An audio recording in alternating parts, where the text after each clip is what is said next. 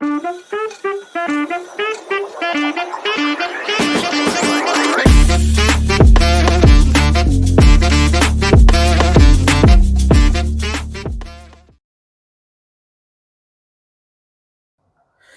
बच्चों नमस्कार, मैं रवि कुमार स्वागत करता हूं आपका आपके अपने परिवार काइजन क्लासेस में। और कैसे हो बच्चों आप सब?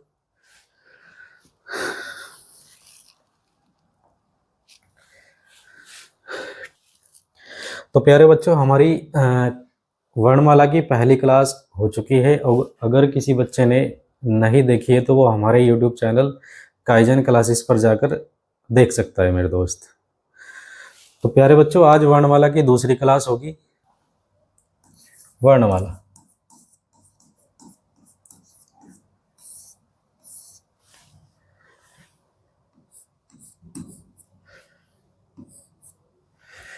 इसमें लिखना मेरे दोस्त ओष्ठ, ओष्ठ, या आप होठों के आधार पर, होठों भी लिख सकते हो, होठों के आधार पर, के आधार पर स्वरों का वर्गीकरण, स्वरों का वर्गीकरण, स्वरों का वर्गीकरण चला हुआ था मेरे दोस्त। तो होठों के आधार पर स्वरों का वर्गीकरण कितने प्रकार से करोगे मेरे दोस्त? दो प्रकार से। कौन कौन से दो प्रकार होंगे? पहला प्रकार लिखना मेरे दोस्त वृत्ताकार, वृत्ताकार, इसी को आप गोलाकार भी बोल सकते हो, गोलाकार।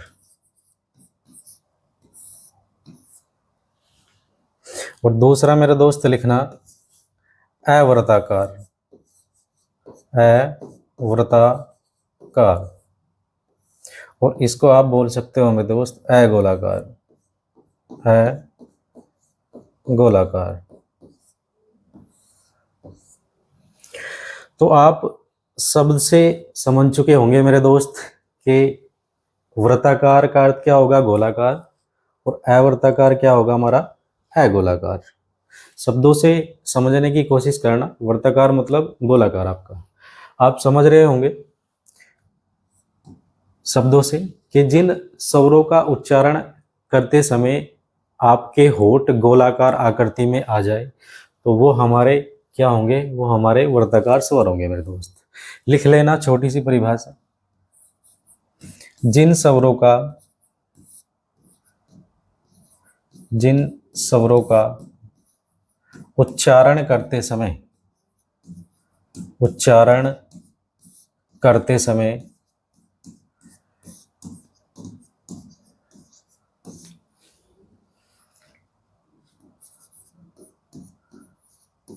होठों का आकार गोलाकार हो जाए, गोलाकार हो जाए। ठीक है मेरे दोस्त। तो जिन स्वरों का उच्चारण करते समय होठों का आकार गोलाकार हो जाए वही हमारे क्या है? अवृत्ताकार, वृत्ताकार। और अवृत्ताकार में होठों का आकार गोलाकार नहीं होगा, किसी अन्य रूप में रहेगा मेरे दोस्त। समझ रहे हो बात को? तो लिख लेना होठों का आकार, होठों का आकार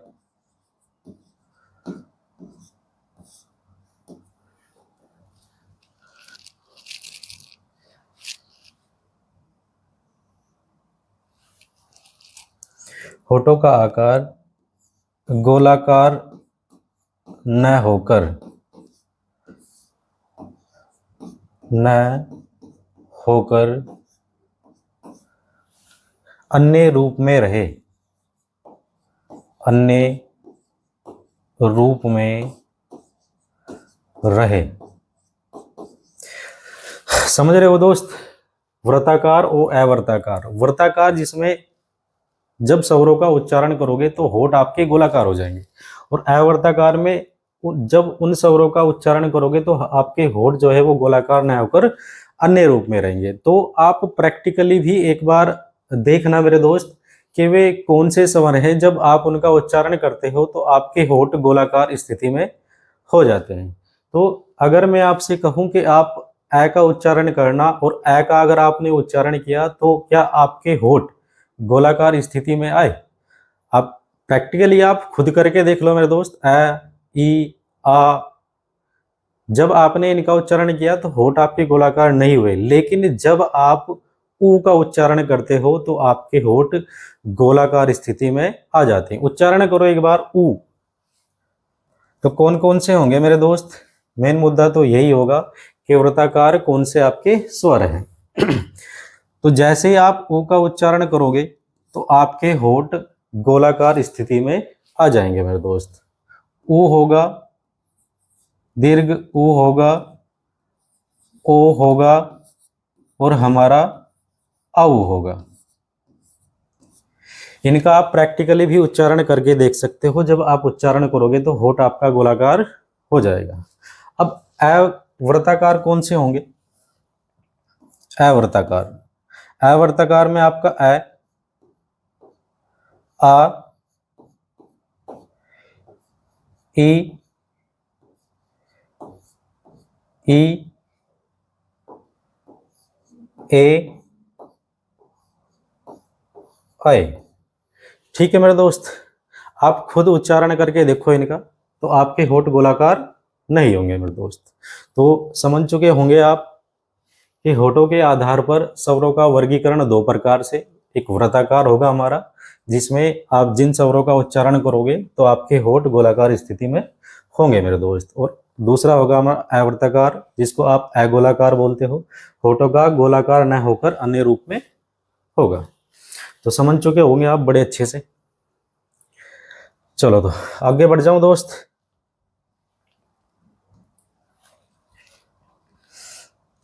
तो अब लिखना मेरे दोस्त, जातीय आधार पर ये स्वरों का वर्गीकरण चलोगा मेरे दोस्त आपका। जातीय आधार पर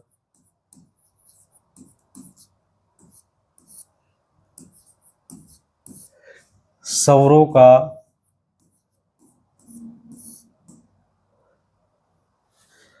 स्वरों के प्रकार। जातीय आधार पर स्वरों के प्रकार। तो जातीय आधार पर स्वरों के कितने प्रकार होंगे मेरे दोस्त? दो प्रकार।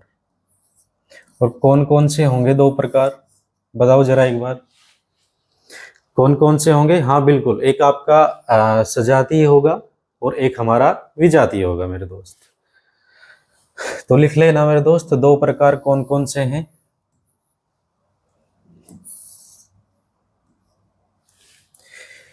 एक हमारा सजातीय, सजातीय,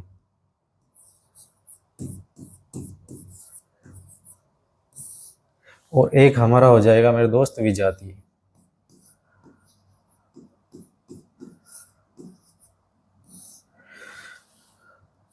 दूसरा हमारा विजातीय। अब क्या है ये सजातीय और विजातीय, थोड़ा समझ लो इनको। देखो, सजातीय मेरे दोस्त उन स्वरों को बोलते हैं जो एक ही जाति के होंगे। समझ रहे हो बात को?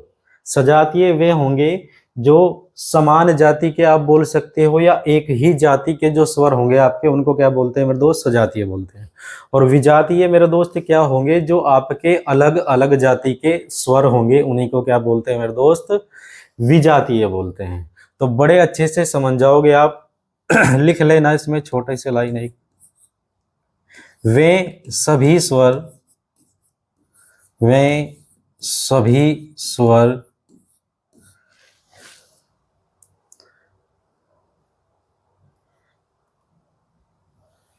वे सभी स्वर जो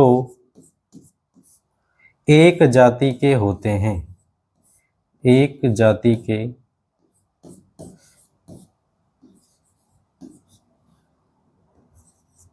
एक जाति के होंगे।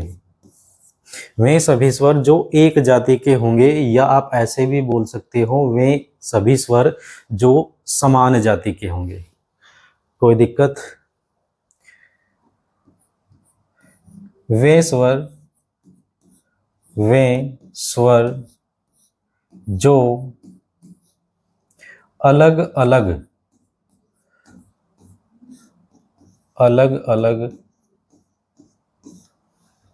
जाति के होंगे, अलग अलग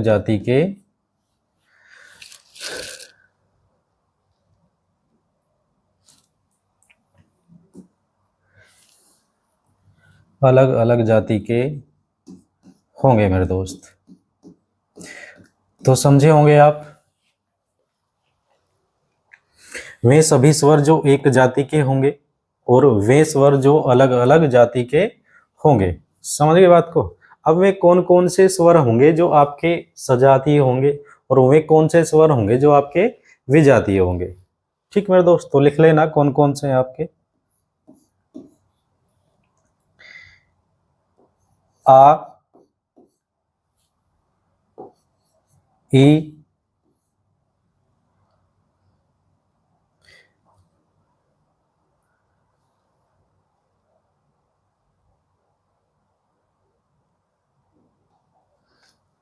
और मेरे दोस्त दीर्घ ओ। ये हमारे कौन से होंगे, ये हमारे सजातीय होंगे। और विजातीय में कौन से आएंगे, विजातीय में आपका ए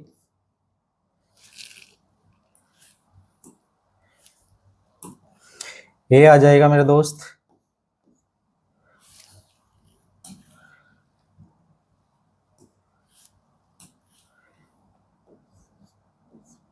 ए, ऐ, ओ और हमारा औ। ठीक है मेरे दोस्त, ये हमारे सजातीय होंगे आ, ई और उ, और वे हमारे विजातीय होंगे ए, ऐ, ओ और औ। अब क्यों होंगे ये, अब बड़े अच्छे से समझ जाओगे। देखो यहाँ देखना जरा, ये जो आ है मेरे दोस्त, ये आ हमारा ए धन ऐसे मिलके बना। ये जो आ है हमारा, ये ए धन ऐसे मिलके बना। और ये जो ई है हमारा, ये ई धन ई से मिलके बना। और ये जो ऊ है हमारा, ये ऊ धन ऊ से मिलके बना। अब मुझे एक बात बताओ देखो यहां भी समान वर्ण है और यहां भी आपका समान वर्ण है मेरे दोस्त। यहां भी समान वर्ण है और यहां भी आपका समान वर्ण है। तो आप ऐसे बोल सकते हो कि यहां भी एक जाति का वर्ण है और यहां भी हमारा एक ही जाति का स्वर है। तो दोनों क्या है, ये आपके समान जाति के हैं। समझ गए बात को। इधर देखो जरा, विजातीय में आपका जो ए है मेरे दोस्त, वो आपका किन स्वर से मिलके बना, अ धन ई से मिलके बना। अब यहां तो समान स्वर है तो इसीलिए इनको सजातीय बोल दिया गया, क्योंकि ये समान वर्ण से मिलके बने। और यहाँ आपके अलग अलग जाति के वर्ण है मेरे दोस्त, अलग अलग जाति के स्वर है, तो ये आपके इसीलिए इनको क्या विजातीय बोल दिया, क्योंकि ये आपके अलग अलग जाति के स्वरों से मिलके बने। ठीक मेरे दोस्त, क्योंकि आपको दिख भी रहा होगा कि यहाँ ए और यहाँ हमारा ई मेरे दोस्त, तो ये आपके अलग अलग जाति के वर्ण से मिलके बना, इसीलिए इनको विजाति बोल दिया गया। और ये वाला हमारा मेरे दोस्त अ धन ए से मिलके बना। और ये वाला मेरे दोस्त अ धन ऊ से मिलके बना। और ये वाला मेरे दोस्त अ प्लस ओ से मिलके बना। समझ रहे हो। तो आपको दिख भी रहा होगा कि यहाँ क्या है ना, यहाँ सब अलग अलग जाति के स्वर है मेरे दोस्त, तो इसीलिए इनको विजातीय बोल दिया गया। और यहाँ आपको दिख रहा होगा कि यहाँ आपके समान जाति के स्वर है, तो इसीलिए इसको सजातीय बोल दिया गया। तो बड़े अच्छे से आप समझ चुके होंगे कि सजातीय कौन से हैं और हमारे विजातीय कौन से होंगे मेरे दोस्त। बस इसी में एक पॉइंट और ऐड कर लेना, या अलग भी लिखवा दूंगा। ये जो हमारे ये वाले स्वर होंगे मेरे दोस्त, ये वाले जो स्वर हैं हमारे, इन्हीं को एक नाम और भी दिया गया, इन्हीं को एक नाम और भी दिया गया मेरे दोस्त, और वो कौन सा नाम है? संयुक्त स्वर। इन्हीं को क्या बोलते हैं मेरे दोस्त? इन्हीं को संयुक्त स्वर भी बोलते हैं। ये परीक्षा की दृष्टि से बड़ा महत्वपूर्ण है मेरे दोस्त, इसको ध्यान रखना, नोट कर लेना।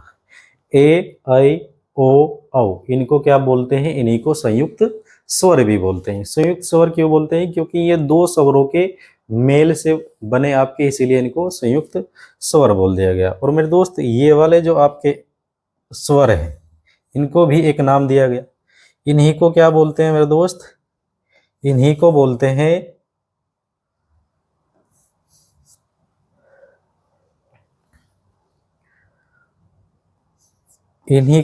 हैं मेरे दोस्त संधि स्वर। संधि स्वर, या आप दीर्घ संधि स्वर बोल सकते हो, है ना? क्या बोलते हैं इन्हीं को? दीर्घ संधि स्वर। तो मेरे दोस्त ए, ऐ, ओ, औ को क्या संयुक्त स्वर भी बोलते हैं, और आ, ई, उ को क्या बोलते हैं? दीर्घ संधि स्वर भी बोलते हैं। ये परीक्षा की दृष्टि से बड़ा महत्वपूर्ण है, आगे भी नोट करा दूंगा आपके, है ना? चलो, तो बड़े अच्छे समझ चुके होंगे मेरे दोस्त कि सजातीय कौन से हैं और विजातीय कौन से हैं।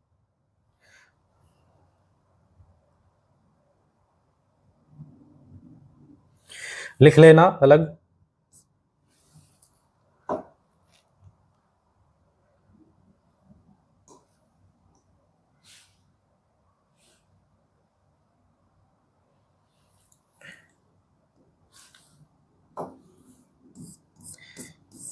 यहां लिखना संयुक्त स्वर, संयुक्त स्वर। कौन कौन से हैं मेरे दोस्त? ए, ऐ, ओ, और हमारा औ। दूसरा नोट करना, दीर्घ संधि स्वर। दीर्घ संधि स्वर, ये कौन से हैं मेरे दोस्त? आ, ई, और दीर्घ ओ। तो परीक्षा की दृष्टि से बड़ा महत्वपूर्ण है मेरे दोस्त संयुक्त स्वर और हमारा दीर्घ संधि स्वर, याद रखना, है ना? चलो आगे बढ़ते हैं, समझ चुके होंगे आप लोग।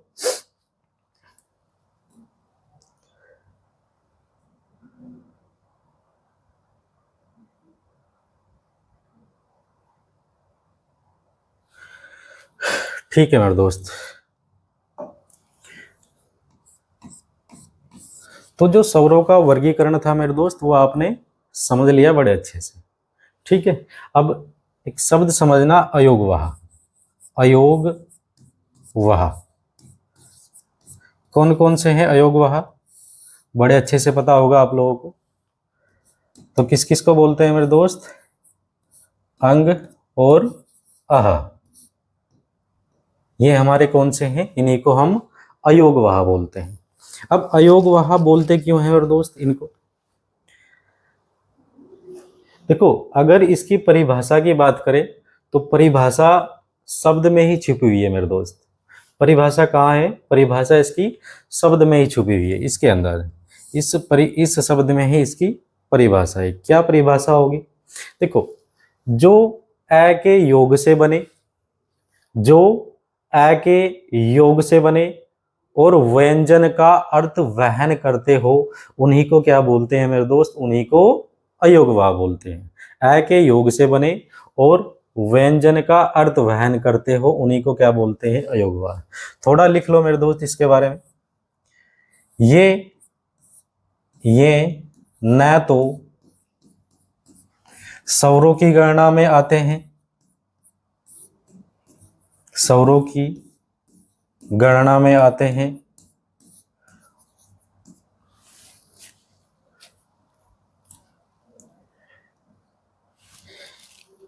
ये न तो स्वरों की गणना में आते हैं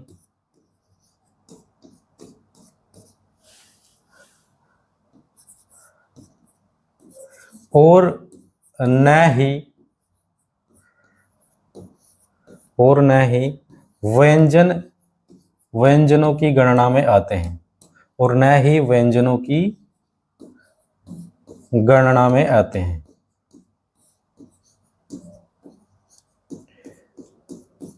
गणना में आते हैं क्योंकि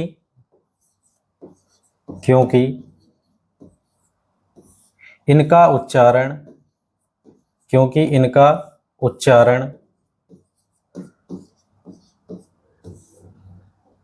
अ के बिना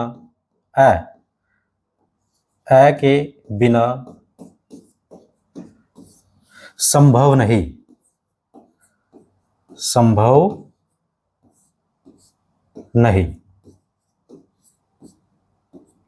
समझ रहे हो बात को दोस्त? ये न तो स्वरों की गणना में आते हैं और न ही व्यंजनों की गणना में आते हैं, क्योंकि इनका उच्चारण अ के बिना संभव नहीं। देखो, जो हिंदी के विशेषज्ञ रहे मेरे दोस्त, उन्होंने अयोगवाह जो आपके स्वर है अंग और अ, इनको एक अलग ही श्रेणी में रखा, अयोगवाह की श्रेणी में। और वो क्यों रखा मेरे दोस्त? उसका भी कारण रहा, क्योंकि कुछ हिंदी के जो महान विद्वान हैं वो तो इनको स्वर मानते ही नहीं, है ना। वो एक अलग बात है कि अर्थ की दृष्टि से आपके स्वर 13 होंगे, उच्चारण की दृष्टि से आपके स्वर 10 होंगे, और परीक्षा में जो आपका प्रश्न बनता है मेरे दोस्त कि स्वरों की संख्या बताओ, तो वहां आप 11 बताना मेरे दोस्त। ठीक है। अब क्यों इनको अयोगवाह कहा गया, क्यों ये आपकी स्वरों की गणना में नहीं आते, और क्यों ये आपकी व्यंजनों की गणना में नहीं आते, उसको थोड़ा समझते हैं, है ना।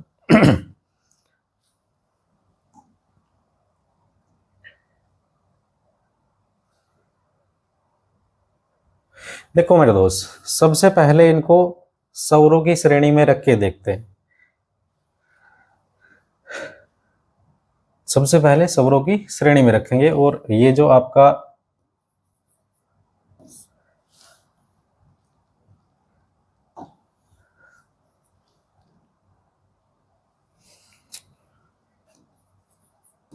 अनुस्वार, ये जो आप बिंदु देख रहे हो ना मेरे दोस्त, इसको बोलते हैं क्या? अनुस्वार। ठीक है मेरे दोस्त। और विसर्ग,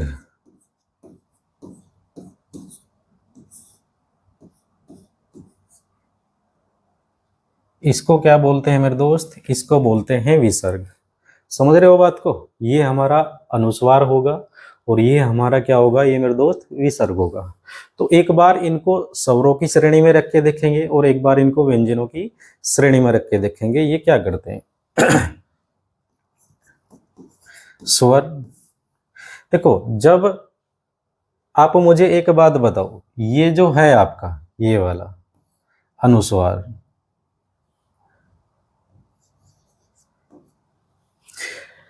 जब इनको स्वरों की श्रेणी में रख के हमने देखा, मुझे एक बात बताओ, क्या आप इसका उच्चारण बिना आ के कर सकते हो? आप एक बार इसका उच्चारण करो, लेकिन शर्त ये रहेगी कि आपको आ के ध्वनि नहीं निकालनी मेरे दोस्त। आप उच्चारण करो इसका, और आ की ध्वनि आपके मुंह से नहीं निकलनी चाहिए, तो आप नहीं कर पाओगे मेरे दोस्त, है ना। तो आप इसका उच्चारण बिल्कुल भी नहीं कर पाओगे ए के बिना। तो जब इसके उच्चारण आप करोगे, तो आपको ए की सहायता मेरे दोस्त लेनी पड़ेगी। जब भी आप इसका उच्चारण करोगे, वही ये सब इसके लिए भी है, जब आप उसका उच्चारण करोगे तब भी आपको ए की सहायता लेनी पड़ेगी मेरे दोस्त। तो आपने एक छोटी सी परिभाषा पढ़ी होगी बहुत बेहतरीन वाली, कि स्वरों की सहायता से बोले जाने वाले वर्ण व्यंजन कहलाते हैं। तो जब इसका उच्चारण करने के लिए इस स्वर की सहायता लेनी पड़ती है, तो फिर तो मेरे दोस्त ये व्यंजन हुआ। समझ रहे ना बात को? क्योंकि स्वरों की सहायता से कौन से सब वर्ण बोले जाते हैं मेरे दोस्त? व्यंजन। तो जब इसको उच्चारण करने के लिए इस अ की आवश्यकता पड़ती है, तो फिर तो ये आपका क्या हुआ? व्यंजन हुआ मेरे दोस्त। तो जब इसको स्वर की श्रेणी में आपने रखा तो यहाँ इसने काम क्या किया, व्यंजन का काम किया। और एक बार इसको व्यंजन की श्रेणी में रख के देख लो, एक बार इसको व्यंजन की श्रेणी में रख के देखते हैं। देखो व्यंजन की श्रेणी में जैसे ही आपने इसको यहां रखा, व्यंजन की श्रेणी में जब यहां आया, क्यों, क्योंकि देखो यहां एक स्वर की मात्रा है मेरे दोस्त। ये जो आप क्या देख रहे हो ना, ये एक व्यंजन है और इसमें आपका एक स्वर छुपा हुआ है। और स्वर कौन सा मेरे दोस्त, ये वाला। समझ रहे बात को। तो इसमें कौन सा स्वर छुपा हुआ हमारा, ये वाला। जब यहां था तो यहां व्यंजन का काम किया, और जब वहां गया तो वहां उसने क्या काम किया, व्यंजन में जाके वहां एक स्वर का काम किया। ठीक मेरे दोस्त। जैसे आपका ये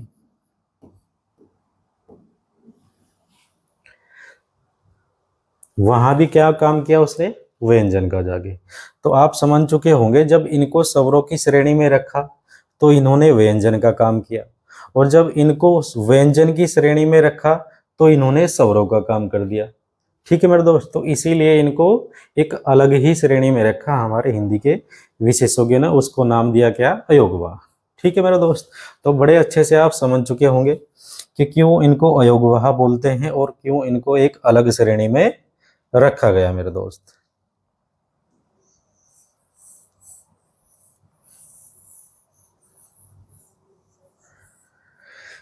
चलो अयोगवाह आप बड़े अच्छे से समझ चुके मेरे दोस्त। अब दो शब्द लिख लेना।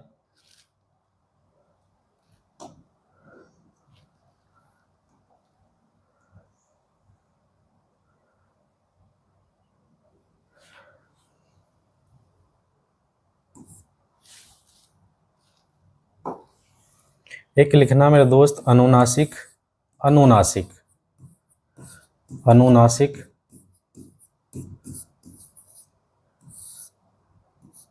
और एक लिखना मेरे दोस्त निर्नुनासिक, निर्नुनासिक।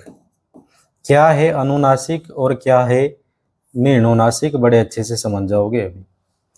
देखो अनुनासिक मेरे दोस्त उनको बोलते हैं जिन स्वरों का उच्चारण करते समय, जिन स्वरों का उच्चारण करते समय हवा आपके मुख से भी निकले और नाक से भी निकले। तो आप ऐसा बोल सकते हो, जिन स्वरों का उच्चारण करते समय हवा मुख और नाक दोनों से बाहर निकलेगी वही हमारे क्या है, अनुनासिक मेरे दोस्त। और निर्नुनासिक क्या है मेरे दोस्त, जब जिन स्वरों का उच्चारण करते समय केवल हवा मुख से निकले तो वे क्या होंगे, हमारे निर्नुनासिक। समझा। चलो लिख लेना मेरे दोस्त। परिभाषा लिख लो।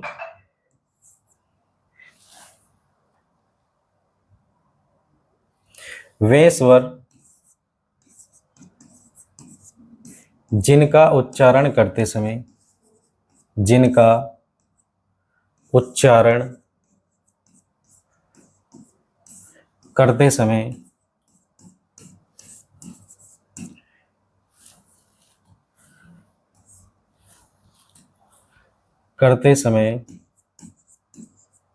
वायु, वायु या हवा जो मर्जी वो लिख सकते हो, वायु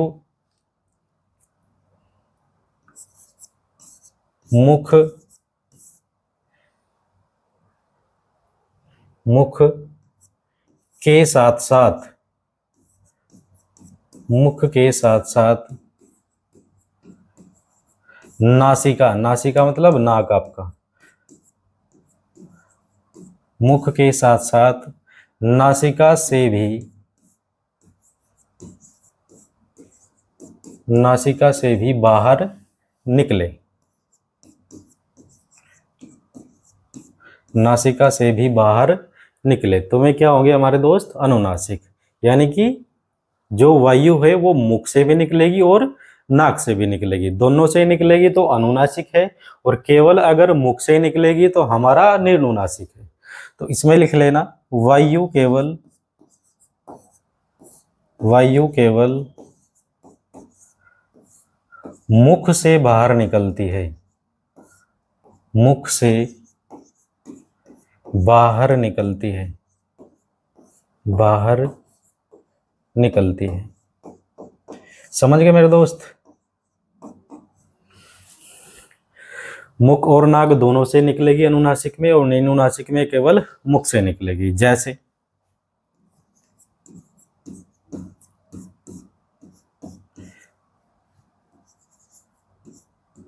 चंद्रबिंदु,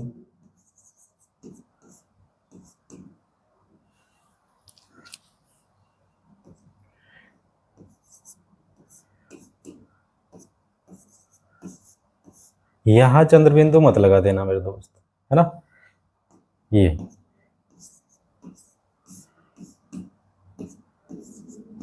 और यहां भी चंद्रबिंदु नहीं लगाना, यहां क्या लगेगा आपका, सिर्फ बिंदु लगेगा। क्यों? क्योंकि देवनागरी लिपि का एक नियम ये बोलता है मेरे दोस्त कि जब भी सिरो रेखा के ऊपर, सिरो रेखा मतलब जो भी आप कोई शब्द लिखते हो ना, और उसके ऊपर वो जो डंडा सा खींचते हो, उसी को सिरो रेखा बोलते हैं मेरे दोस्त, है ना। तो जब भी स्वर की कोई मात्रा होगी, जब भी स्वर पर कोई मात्रा होगी, तो वहां आप चंद्र बिंदु का प्रयोग नहीं करोगे, वहां सिर्फ आप बिंदु का प्रयोग करोगे। ठीक है मेरे दोस्त, समझ चुके होगे आप लोग?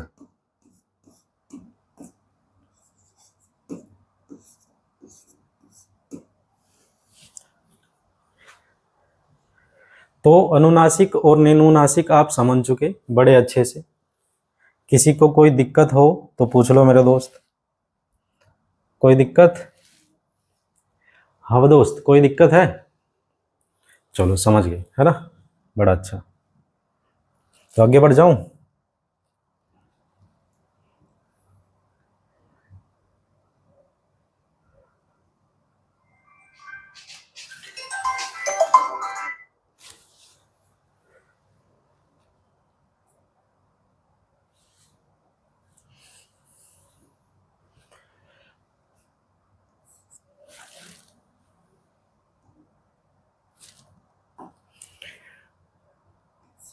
स्वरों का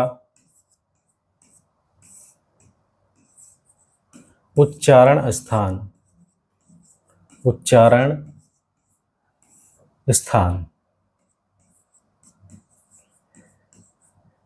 अब ये उच्चारण स्थान क्या है गुरुजी? देखो, जो भी कोई स्वर है हमारा, वो हमारे शरीर के किस भाग से उच्चारित किया जाएगा, या मुख के किस भाग से उच्चारित होगा, वही आपको देखना है मेरे दोस्त, है ना। तो एक तरफ आप वर्ण लिख सकते हो, एक तरफ वर्ण लिख लेना, और एक तरफ मेरे दोस्त उच्चारण स्थान लिख लेना, कहाँ से आपके उच्चारित होंगे। उच्चारण स्थान,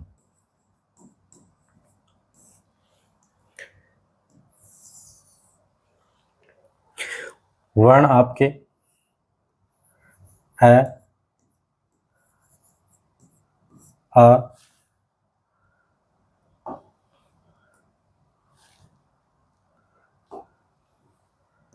अंग और अह।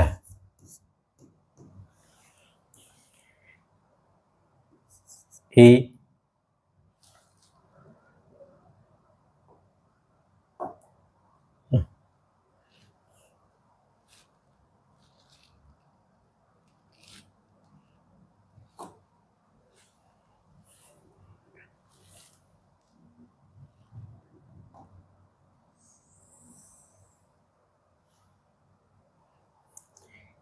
ई हो जाएगा मेरे दोस्त। ई, दीर्घ ई, रीरी,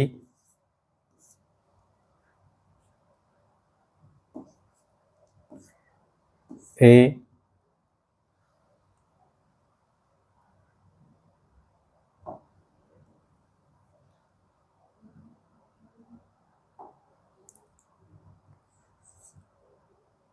ऊ,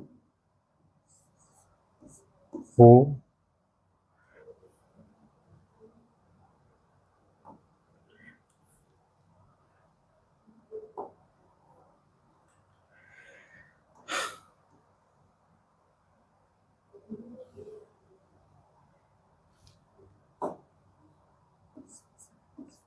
ए ऐ ओ औ कहाँ कहाँ से उच्चारित होंगे मेरे दोस्त, है ना, वही चीज आपको देखनी है।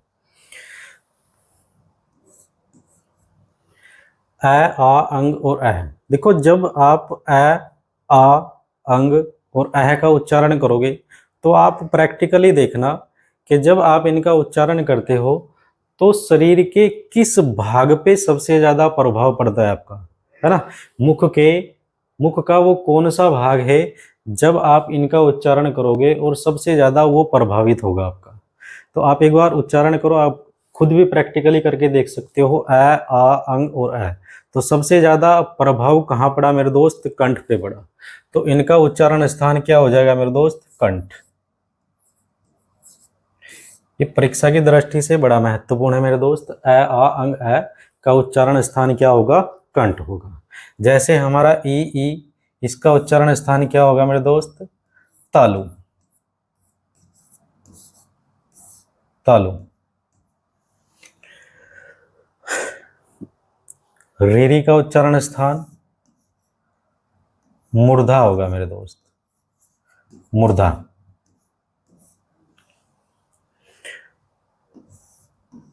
ओ का उच्चारण स्थान क्या होगा मेरे दोस्त, ओष्ठ।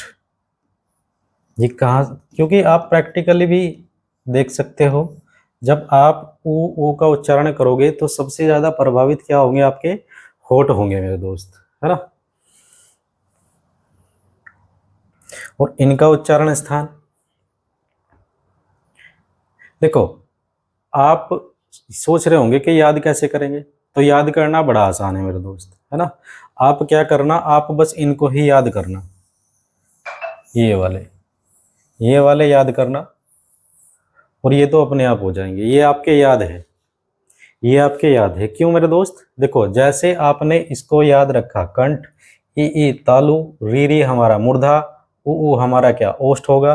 तो ये तो अपने आप याद रहेंगे। क्यों याद रहेंगे, अभी आप लोग एक चीज सीख के आए। पहले मुझे एक बात बताओ, ये जो आपका अय है, ये अय, ये किस किस से मिलके बना मेरे दोस्त। तो आप कहोगे कि गुरुजी अ और ई से मिलके बना। किससे मिलके बना, अ और ई से मिलके बना। अब मुझे एक बात बताओ, अ का उच्चारण स्थान आपके याद है, अ का उच्चारण स्थान आपके याद है। अ का उच्चारण स्थान क्या है, कंठ। और ई का उच्चारण स्थान क्या है मेरे दोस्त, ई का उच्चारण स्थान तालु। अ का कंठ और ई का तालु। तो ये कहां से उच्चारित होंगे मेरे दोस्त, कंठ तालु, कंठ तालु, या कंठ तालव्य भी इसको आप बोल सकते हो, है ना। कंठ तालव्य, कंठ तालव्य मेरे दोस्त। ये भी आपके याद है, ओ और औ। बताओ जरा, जो ओ था आपका वो किससे मिलके बना, अ धन ऊ से। और अ का उच्चारण स्थान आपके याद है गुरुजी, क्या है, कंठ। और ओ का उच्चारण स्थान भी आपके याद है, तो क्या है बताओ जरा, ओ का, अ का हमारा कंठ हो जाएगा मेरे दोस्त, और ओ का हमारा क्या हो जाएगा, ओष्ठ। तो आप बोल सकते हो कि गुरुजी ये कहाँ से उच्चारित होंगे, कंठ ओष्ठ से, कंठ ओष्ठ। ठीक है मेरे दोस्त, या कंठोष्ठ भी इसको बोल सकते हो आप लोग, कंठोष्ठ है। ठीक है मेरे दोस्त, किसी को कोई दिक्कत, कोई परेशानी, कोई समस्या, याद हो जाएंगे आराम से, बिल्कुल कोई दिक्कत नहीं है ना। आप प्रैक्टिकली देखना, दो चार बार जहां आपने प्रैक्टिकली इनको बोल के देखा तो आपको खुद पता चल जाएगा कि ये मुख के किस भाव, किस अंग पर सबसे ज्यादा प्रभाव डालते हैं मेरे दोस्त, है ना। और ये तो आपके याद हो ही जाएंगे। इनका तो पता है ना, ये किससे मिलके बना, आ और ई से। आ का स्थान कंठ, ई का तालु, तो किससे, कंठ तालु। ओ किससे मिलके बना, अ और ऊ से, तो इसका क्या हो जाएगा, कंठ पोस्ट हो जाएगा।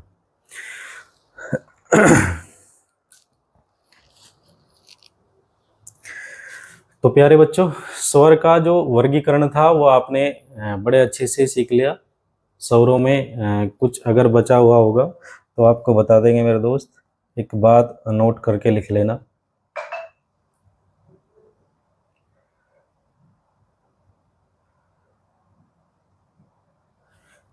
नोट करके लिखना।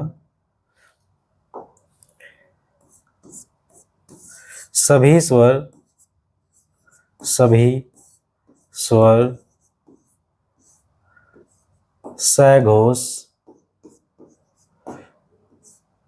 सघोष या घोष होते हैं।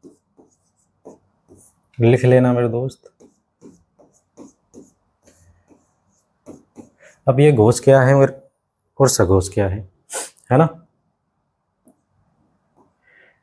देखो, घोष का अर्थ होता है मेरे दोस्त कंपन, है ना। हालांकि जब हम व्यंजन पढ़ेंगे तो सघोष और घोष को बड़े अच्छे से जान लेंगे वहाँ, लेकिन घोष का अर्थ होता है मेरे दोस्त कंपन, और स का मतलब सहित, यानी कि जो कंपन के सहित हो। जब आप स्वरों का उच्चारण करते हो तो आपके जीभ में एक कंपन सी उत्पन्न होती है, तो इसीलिए इनको क्या बोलते हैं मेरे दोस्त, इसीलिए इनको सघोष बोलते हैं। सभी स्वर अल्प प्राण